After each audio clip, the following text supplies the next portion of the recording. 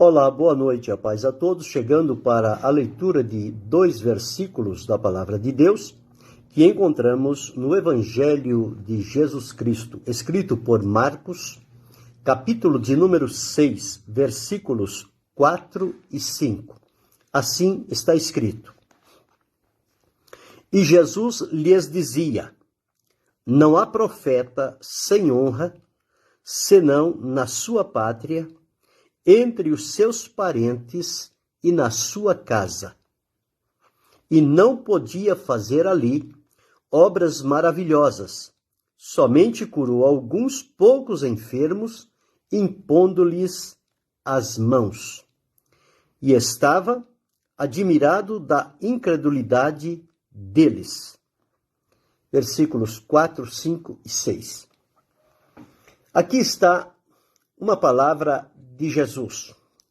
Jesus veio com aquela missão importante da parte de Deus, ao despojar-se da sua glória, assumir o comprometimento de obediência a Deus, o seu Pai, de vir a este mundo, assumir a forma humana, conforme notificamos dias passados, através do nascimento físico, cuja concepção foi sobrenatural. Ele foi gerado pelo Espírito Santo, mas o nascimento dele foi natural, normal. Porque deveria ser alguém semelhante a nós, igual a nós, de mesma semelhança de carne e osso, conforme somos. Pois bem, ele nasceu, veio como cumprimento das promessas de Deus, teve a sua infantilidade, a sua adolescência, a sua juventude, e quando iniciou a fase dos 30 anos, ele submeteu-se a João Batista para o batismo. A partir do batismo, ele foi levado ao deserto para ser tentado, e dali por diante, ele então começou o seu ministério. Então, naquela redondeza por onde Jesus passava, todas as pessoas ali o conheciam, principalmente ali onde ele residia, onde ele morava. Os vizinhos ali todos conheciam a Jesus, sabiam quem ele era. Mas quando ele completou a idade e deu início ao seu ministério, as pessoas começaram a estranhar. Se por um lado, aqueles que não o conheciam, ouvindo ele pregar e ensinar e operar milagres, aquelas pessoas entenderam que era aquilo de que elas tinham necessidade e que, por misericórdia de Deus, agora tinha chegado. Tanto é que quando Jesus curava enfermos, operava maravilhas, ressuscitava mortos, o povo dizia: hoje vimos maravilhas, Deus visitou o seu povo, um grande profeta se levantou entre nós. Quando ele encontrou-se com a mulher samaritana lá no poço de Sicar e começou a conversar com ela, ela disse: vejo que és profeta. Ela o reconheceu como um profeta. Depois reconheceu como Cristo. Então é importante observar que as pessoas distantes de onde Jesus habitava dava a ele crédito, criam na sua palavra, recebiam os milagres, e muitos milagres e maravilhas eram feitas por Jesus no meio daquele povo. Deus abençoe a irmã Doraci. Era feito no meio daquele povo, e o nome dele era falado. Quem fez foi Jesus. Jesus está ali, ele está ensinando, ele está pregando, Jesus está curando, Jesus multiplica pães, Jesus ressuscita mortos, Jesus dá vista ao cego, Jesus levanta o coxo, Jesus cura o paralítico, Jesus cura o cego, cura o mudo. Enfim, o trabalho de Jesus, o ministério de Jesus, foi um ministério abundante. Havia resultados convincentes, que não tinha como dizer que era uma ilusão, era um engano, e que havia truque naquilo que Jesus fazia. Não. As coisas que Jesus fazia eram coisas naturais, como Filho de Deus, literais aos olhos das pessoas, porque ele fazia e demonstrava. Ele não fazia nada às escondidas. Não havia da boca de Jesus nenhuma palavra chamada palavra mágica para fazer as coisas acontecer. Não. Era a palavra comum do dia a dia. Mas só que na boca de Jesus, estas palavras, elas eram carregadas de poder e de vida. E então, havia sinais, havia prodígios, havia milagres, havia maravilhas, havia conversão, havia libertação, havia restauração da vida física. Então, por onde Jesus passava, as multidões seguiam e acompanhavam. Porém, de acordo com o texto que li, diz-nos que lá onde ele residia, onde ele viveu, onde ele cresceu, juntamente com os seus irmãos por parte de Maria, que quando ela casou-se com José, depois de dar à luz a Jesus, ela teve filhos. E eles eram considerados como irmãos de Jesus. Mas filhos de José. Filho de Deus, só Jesus. Filhos de José, com Maria. Então, eram chamados, a turma costuma chamar de meio-irmão de Jesus. Eu não sei se tem meio-irmão, ou é irmão ou não é. Esse negócio de meio-irmão não soa muito bem. Ou é irmão inteiro ou não é nada. Mas não é isso que vem ao caso. O que vem ao caso é que lá onde Jesus vivia, onde ele viveu com seus familiares ali, ele não tinha condição de fazer ali milagres. Mas por quê? Qual é a diferença? Se lá num outro povoado, numa outra região, ele fazia milagres em abundância, e todos viam, e todos se alegravam, e aqui ele não podia fazer. Será que a deficiência estava em Jesus? Será que Jesus ali não estava muito crédulo, não estava muito confiante para fazer os mesmos sinais e prodígios e maravilhas que ele fazia em outras cidades? Não, não é nada disso. Jesus sempre foi o mesmo e ele permanece até hoje o mesmo. Jesus Cristo é o mesmo. Ontem, no passado, hoje, no presente, e o será futuro, eternamente. Ele é o mesmo. Ele é imutável. O poder de Jesus é o mesmo. O poder de Jesus não diminui. Então, por que não acontecem os milagres? Bem, aqui nós vamos encontrar a razão porque lá onde Jesus foi criado, não aconteceu os milagres por uma razão única, que ele mesmo registra no texto que li. E diz, e Jesus dizia, não há profeta sem honra, senão na sua pátria, entre os seus parentes e na sua casa. Se tem um lugar que é difícil viver e demonstrar a fé cristã, a fé evangélica, a fé em Cristo e o resultado da salvação na nossa vida é entre os nossos parentes, entre os nossos familiares, entre os nossos vizinhos, no lugar onde vivemos. Por quê? Porque as pessoas não entendem as coisas de Deus. Eles olham para nós e dizem, não acredito, não. Isso aí está enganando, isso aí não vai dar em nada.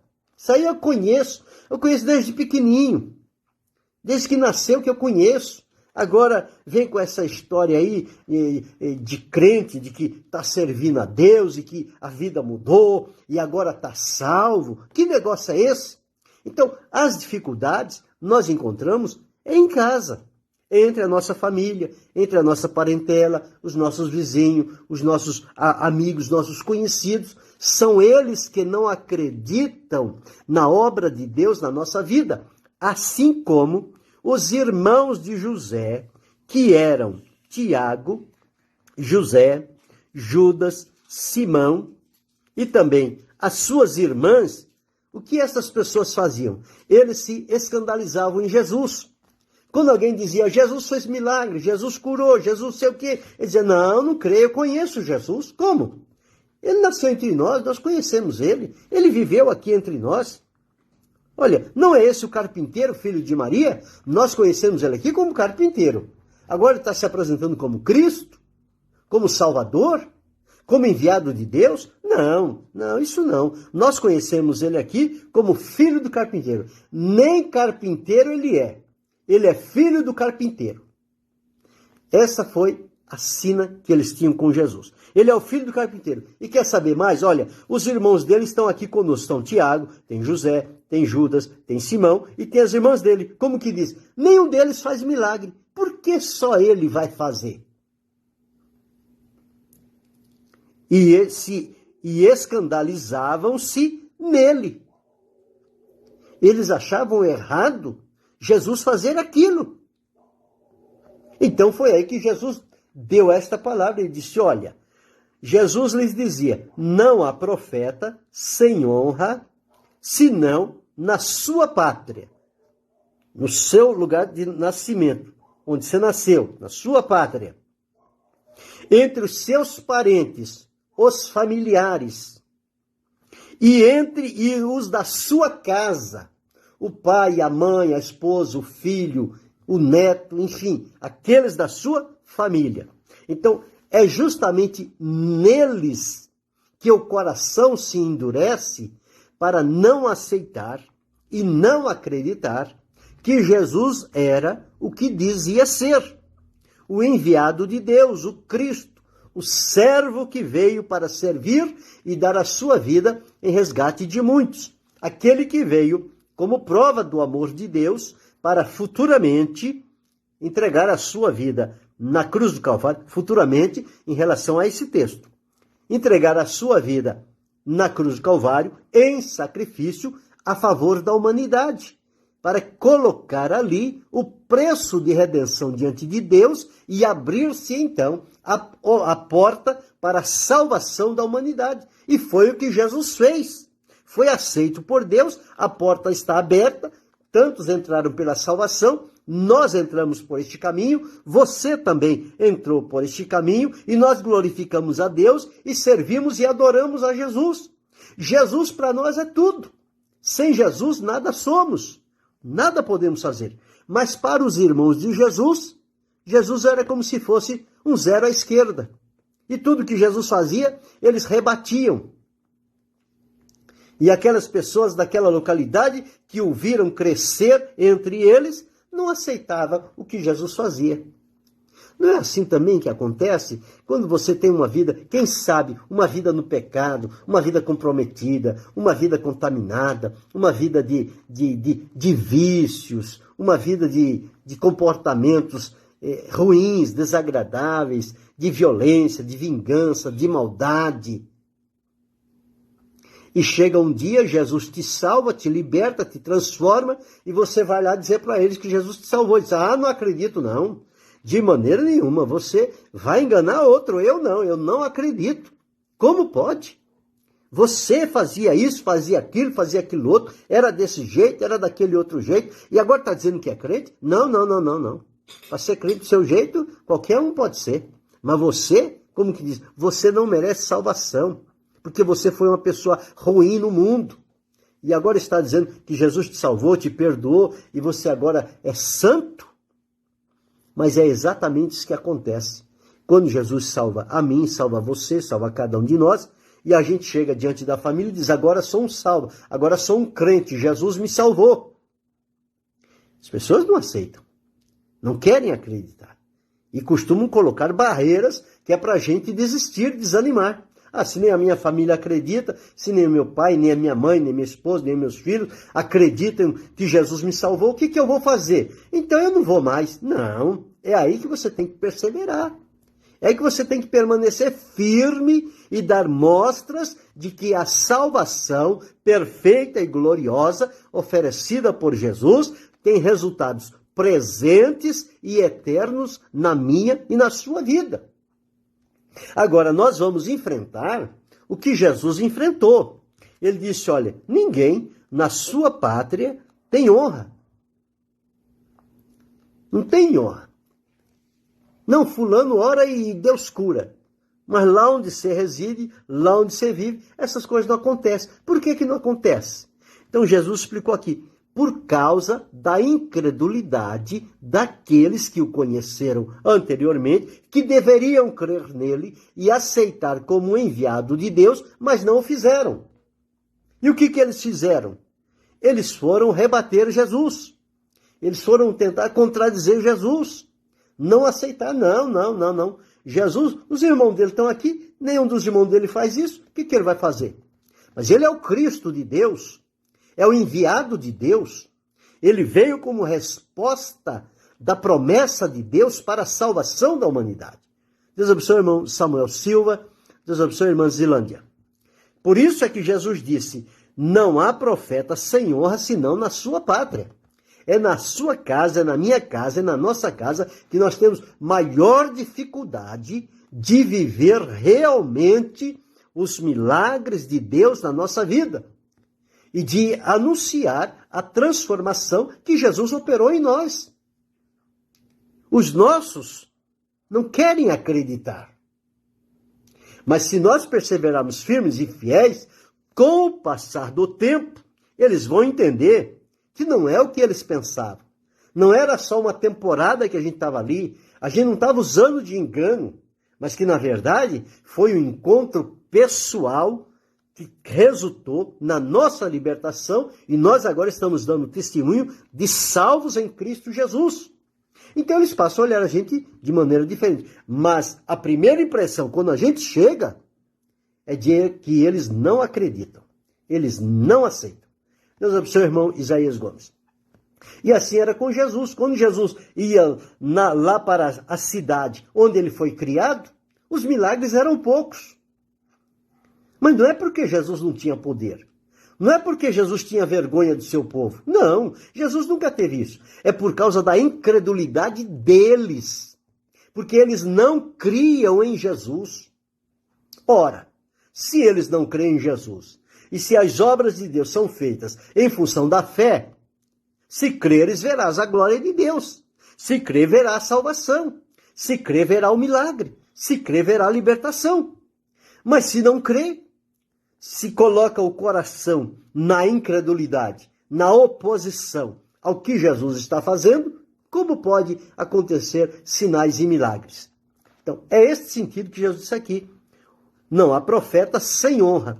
O profeta é honrado, é respeitado, é obedecido em todo lugar, menos na sua terra, no meio da sua parentela e no meio da sua casa, da sua família e da sua casa. Ali ele é contraditado. Ali ele é ignorado. Porque a proximidade que as pessoas têm com ele faz com que elas desacreditem dele.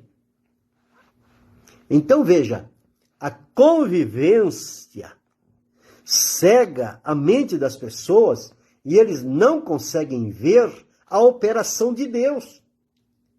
Aquele povo e os irmãos de Jesus não conseguiram ver aquilo em Jesus.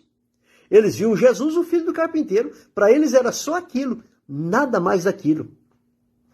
Para mim, para você, para quem quer que seja, isso aí era um beberrão, aquele ali era um viciado, aquele ali era isso, aquele era aquilo outro, aquele era um imoral, aquele era um violento, aquele era maldoso.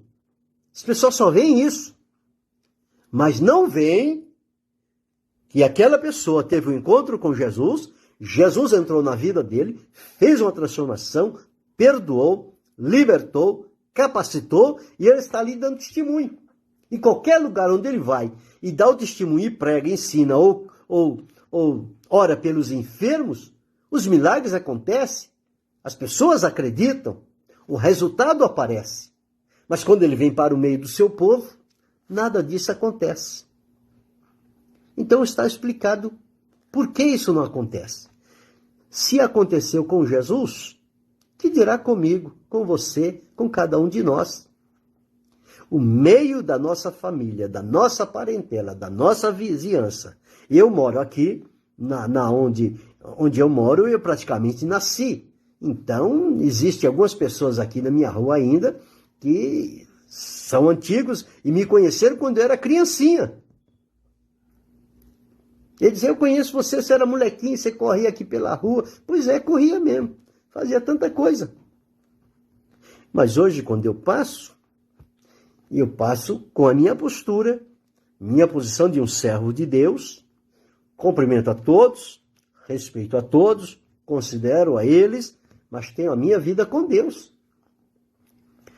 Porque o difícil é você falar no meio da sua parentela. Porque pela incredulidade deles, o resultado não acontece. Você pode observar. São raras exceções. São raras as exceções. Mas na maioria das vezes, você aceitou a Jesus, você vai para casa, você prega o evangelho para o seu pai, para sua mãe, para sua esposa, para o seu filho, eles não aceitam. Eles não, agora não é muito cedo. Vem um estranho, um irmão de uma outra localidade, prega para o seu pai, para sua mãe, para o seu filho, para sua esposa, eles aceitam Jesus. E você fica sem entender. Por que acontece isso? Exatamente o que Jesus disse. Eu disse, raras exceções. Existem alguns que ele prega para o pai aceita, a mãe aceita, o filho aceita, a esposa aceita. Mas na maioria, o comum é eles rejeitarem. E quando vem um estranho, digo, da nossa família, mas um irmão da fé, de uma outra localidade, e prega, eles aceitam. Então é o que Jesus disse, olha, não há profeta sem honra senão na sua pátria, entre os seus parentes e na sua casa. Então, a nossa dificuldade está aí. Então, o nosso campo missionário é aqui, ó, na nossa pátria, entre os nossos parentes e na nossa casa. Se nós não podemos convencê-lo com testemunho verbal, pregando, falando, ensinando a palavra de Deus, nós temos que usar o outro recurso. Viver aquilo que pregamos. E ao invés de falar com as palavras, que possamos falar com a vida. Deus abençoe, pastor Evanildo. Se não podemos falar com as palavras, vamos falar com a vida, com o procedimento, o comportamento, as ações, as nossas reações. E eles vão entender que há algo diferente na nossa vida. Mas é um lugar que o próprio Jesus enfrentou e que nós também enfrentamos. Nós enfrentamos. Então Jesus disse, olha, Jesus dizia, não há profeta sem honra, senão na sua pátria, entre os seus parentes e na sua casa. E não podia fazer ali onde eles estavam, obras maravilhosas. Somente curou alguns poucos enfermos, impondo-lhes as mãos. E estava admirado. Jesus admirou-se da incredulidade deles. Então, observe. Para Jesus, aconteceu isto. Ele ficou admirado. Não acredito. Vocês estão vendo sinais, vocês estão vendo as pessoas, a família, a multidão, o coxo curado, o paralítico, o cego, o mudo, o surdo, o endemoniado liberto. E mesmo assim não acredita? Não, nós não acreditamos. Incredulidade. Incredulidade fecha a porta da bênção. E é justamente este o maior pecado. É o pecado de não crer em Jesus. Por isso que há necessidade da operação do Espírito Santo. Nós não podemos pregar desprovido do Espírito Santo. Porque senão vai ser somente palavras. Mas o Espírito Santo, Jesus disse, quando ele vier, convencerá o mundo do pecado, da justiça e do juízo. E deixou bem claro, do pecado de não crer em mim. Ora, quem não crer é incrédulo. Era o que estava acontecendo aqui. Jesus não pôde fazer nada naquele lugar por causa da incredulidade deles. Onde não há incredulidade, onde há fé, os milagres são abundantes. As curas salvação, libertação, transformação, revestimento de poder, acontece a milhares. Mas onde existe incredulidade, parece que a porta fecha, nada acontece, nem conversão há. E às vezes a gente fica se batendo. Por quê? Por quê? Por quê? Por quê? Está aqui a razão. Deus abençoe a irmã Noemi Getz. Está aqui a razão. O próprio Jesus deixou registrado que isso não acontecia porque dificilmente, ele disse, não há profeta sem honra, a não ser na sua pátria, entre os seus parentes e na sua casa. Deus abençoe no Salvador. Então, é no ciclo familiar e de amigos próximos que estas coisas acontecem. E eles fazem chacota com a nossa vida, com aquilo que nós estamos falando, o que estamos querendo pregar. Então, o que fazer neste caso? Ficar forçando? Obrigá-los a nos ouvir? Aumentar a intensidade da voz? Falar aos gritos para ver se eles entendem? Não. Se não podem ouvir as tuas palavras, viva o evangelho que prega. E eles vão ver na sua vida e o seu testemunho de boca fechada vai falar muito mais alto do que as suas palavras. Porque esse testemunho prático de vida vai quebrar a incredulidade destas pessoas. E eles vão entender que você não está fazendo de conta, mas você é, porque você vive, você respira Jesus, você vive Jesus, você pratica o que Jesus deixou registrado. Deus abençoe a irmã Gislaine. O que Jesus deixou registrado. Mas este é o ponto. Quantas vezes a gente observa, e quando em frente de igreja, sempre acontece isso. Vem a pessoa, pastor, eu gostaria que o senhor fosse lá em casa e falar de Jesus para o meu irmão, falar de Jesus para minha mãe, falar de Jesus para o meu pai, para o meu parente. Oh, mas você não é salvo, por que você não fala? Justamente por conta disso. Porque ele é desacreditado. E foi o que Jesus disse. Não há profeta sem honra, senão na sua pátria, entre os seus parentes e na sua casa. E a gente fica se batendo. Por que a casa do fulano, a casa do Bertano, e na minha casa ninguém se converte? Eu falo, eu prego, eu chamo, eu convido e tal, e não acontece nada. Por causa da incredulidade deles, não sua, deles. Mas então troque isto. Ao invés de, conforme disse, falar com as palavras, fale com a vida. Viva, demonstre na sua vida quem você é em Cristo e o Espírito de Deus vai mover o coração, a consciência deles e eles vão ser convencidos por Jesus de que você realmente é o que diz ser em Cristo Jesus. Deus abençoe pastor Edinaldo, Deus abençoe a irmã Miriam Santos, Deus abençoe pastor Edinaldo Alves. Então, isso que a gente precisa entender. E às vezes a gente fica, puxa vida, em tantos lugares eu sou bem sucedido, eu vou num lugar tal, eu dou testemunho ali, uma palavra de ensino, uma pregação, uma oração, ali acontece uma cura, e aqui onde eu moro não acontece nada disso. Mas por que acontece? Onde é que eu estou errado? Em lugar nenhum. Simplesmente está acontecendo com você o que aconteceu com Jesus. Não há profeta sem honra, senão na sua pátria, entre os seus parentes e na sua casa. É exatamente aí que você vai ser colocado à prova. Você vai ser desacreditado. Você vai ser contraditado. Você vai ser rejeitado. Mas fora daí, você é um testemunho brilhante de Deus, com resultados que glorificam o nome do Senhor. Então, quando isso acontecer, não fique triste, aborrecido, não fique pesaroso, decepcionado. Não, glorifique a Deus. Está acontecendo com você o mesmo que aconteceu com Jesus. Mas não se importe não, viva a sua fé. E quando chegar o tempo, se através dos seus lábios a palavra não pode chegar ao coração deles, Deus trará outros de outros lugares, lá no meio da sua família, da sua parentela, da sua casa, ele vai pregar, eles vão aceitar.